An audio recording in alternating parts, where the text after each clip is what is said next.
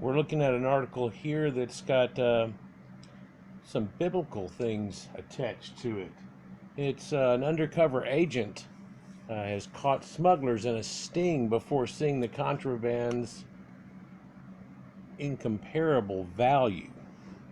When it comes to the proper home for a historical treasure, Indiana Jones said it best when it belongs in a museum. Unfortunately, there are plenty of selfish criminals out there looking to seize the one-of-a-kind objects for profits, and then they go into private collections, and sometimes people never really hear about them. The good news is that police are cracking down, and though it's easier said than done, for one team in Turkey, time was running out to rescue a book that could hold some of mankind's greatest secrets. Known for its steep hills and towering buildings, Tokat is one of the most cultural rich cities in Turkey, but its old world charms also attract a particular breed of criminals. Known for its steep hills and towering buildings, Tokat is one of the most cultural rich cities in Turkey, but its old world charms also attract a particular breed of criminal. And look at this beautiful mountainscape right behind these villas.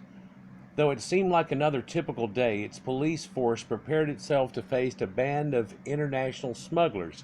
These criminals were especially dangerous because they had probable ties to ISIS. Here they are going into custody. Interestingly, most smugglers in Tokat did not peddle drugs or people, but rather ancient artifacts. The police were constantly on alert for black market treasures passing through Tokat. And you can see things shipped inside of different shipping vessels, and you can see all this stuff here in ancient Indian stuff, and these people are identifying it. But this isn't from that. This type of smuggling is dangerous because it strips a place of its cultural heritage. Tokat is a hub of Ottoman and Middle Eastern history and has a lot to lose from these crimes and sending away things that could be in a museum in their place. And other cultures depend on its police force too. The city is a hotspot for all kinds of valuable contraband, even items that originated far from Turkey. For example, authorities recovered a Vincent van Gogh drawing entitled Orphan Man, standing in 2015, but they were about to stumble upon an even bigger discovery. There's Van Gogh on the left, and here is Orphan Man, or the portrait that they had found on it, and they wouldn't have known, but on the back of it, it had a stamp and a couple of museum stamps, and they were like, let's look up that number. 3 mysterious men came into town and began shopping around a shipment of antiquities. They provided no information about who they were or where their goods had come from, just kind of that shady, hey, you want something. During one meeting with the potential buyers, the smugglers unveiled the full array of their treasures. The customers could hardly believe their eyes, however. They had a surprise of their own. These buyers were actually undercover police. Once they caught their suspects red-handed, they arrested the 3 men and secured the cargo. Here's one of them getting taken into custody, and he apparently is quite mad and yelling out. As told, the officers unearthed a veritable treasure trove and contained a vast assortment of artifacts that span different regions and time periods. Here's one of the sets that they have off of it, and as soon as they come out with more on this, I definitely want to look over all of this.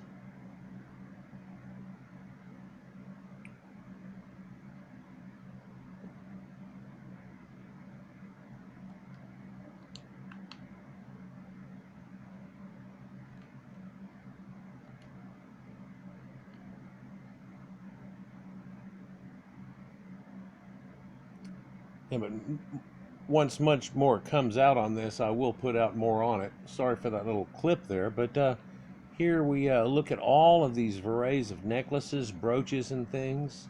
Can't really get a close look at them. Books, titles, things that are written in Arabic, ancient maps, which you know I'd be all over. Appears to be 3 or 4 of those. Other manuscripts, maybe not so old. But the biggest find out of this is something that's a little older than people normally find. Police brought the historians in to study the hall, although it was filled with antique coins and jewelry. These valuable pieces were far from the most precious object that was there, though, and you can see this kind of even startles him somewhat. The real gem was a 1,000-year-old Bible. Written in the Assyrian language, the book represented a chapter of religious history that most archaeologists can only dream of finding. Here's a look at the outside of the book, and it's really decayed quite a bit. But also, some of it was done in gold foil, and the gold foil parts are holding together incredibly well. I believe that there's only 51, 52 pages left, and then inner outer binders. The artifact was in less than ideal condition, and only 51 pages remained intact. Still, it offered a previously unknown glimpse into early Christianity. And there's more than 50 pages here, but some of them have been totally ruined and such over time.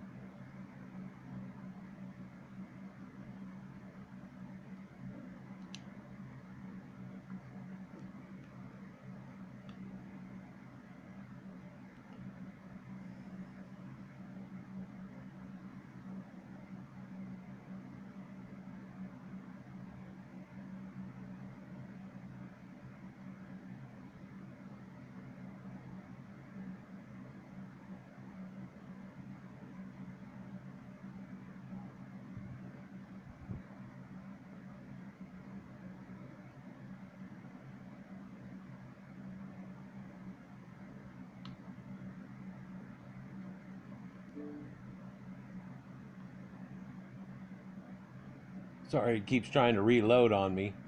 Here you can hardly make this out, but this I believe is the rosetted cross, and it's got its gold foil in the cross part. Artists have produced countless depictions of Jesus over the past 2 millennia, though many of these early works are lost forever. And you can see the edging of that is just really disintegrated up. Here's another elder picture of Christ. Fortunately, this Bible included a pristine portrait of Christ, and it has even used gold leaf in its design. Talk about priceless. And there's a few gold leaf pictures that are done in here, and of course you saw that on the other page. And here's that picturing of Christ. Let's see if I can get in here on it a little better so we can really get a good close look of what he looked like. There's no coloring of the eyes or anything, but yeah, definitely not really Arabic looking, very Caucasoid, very Gala-ish, if you will. Big halo behind him and things, definite. The writing on this page is almost gone. What really holds it together is that gold foil, and it shows the picture of Christ right there with it. You can see this guy handling it here with just his hands, and I don't know why he's handling it with just his hands. I don't care if he washed them or did whatever. I'd have something on for sure. And I think, and you can see dental implements and things for where they're opening up the pages. And I think I would slide some type of gauze or something between each one. Maybe one that had been scotch guarded or something along that line. But it's about to be dated and stuff. Here's a better look at that cross. Further inspection of the book revealed the other golden illustrations, including pictures of the Virgin Mary and a cross made of gold. Good luck finding a picture book like this at your local Barnes & Noble. And you can see this golden inlaid cross that's right there. Generally, all the pictures seem to be on the left side with small amounts of writing, and then the actual book part reading on the right-hand side. A lot of it seems to be faded and disintegrated, but they're going to have people go over this thing, and right now it's being dated. This text was a vital piece of history. The Assyrians were once powerful Middle Eastern people who later became victims of persecution. Their language also has heavy similarities to Aramaic, Jesus' native tongue. And we've talked about these people and how the Assyrians come out of the Sumerians and how everything changed and ran from a later time and turned into the Anatolian people, which that's where the Tigris and Euphrates run right into. People somehow in their mind can't get the idea that it hooks right into it, but it could be a key or a missing link in figuring out how Christianity morphed from a small band of disciples in the Roman Empire to today's leading worldwide religion. There's the Pope. And police recovered the artifact at a convenient time too. It grabbed the attention of the British Museum in London, which was presenting an exhibit on early Christians and around Egypt. And so there's a British Museum that they show. And there's no doubt that top historians and linguists will continue to delve into the Bible's unique history. Who knows what other secrets it holds. And at this point, we're going to get somebody that knows ancient Assyrian and Aramaic to get together and start reading this thing out and trying to transpose it. And of course, once that comes out and a list of all the things that they had found, I will definitely share that with y'all as the info comes out. They found this a few years ago back. This is not something new, but it did really come out, and then now it's come out because they are dating it and things, and they want to let everybody know, and of course give a little prop ups there. But this Bible is far from an ordinary book, and it's handwritten solo. This is way before printing presses and things. It's a good thing that it is no longer in the hands of smugglers, and will one day hopefully be on the exhibit itself from these places, in perhaps in there or one of the major museums around the world, but should probably stay right there, or where they find out that it exactly goes to. But again, incredible, picture of Christ right there. So yeah, guys, like, share, and subscribe. And again, if some more information comes out on this, I'll be all over it. Peace.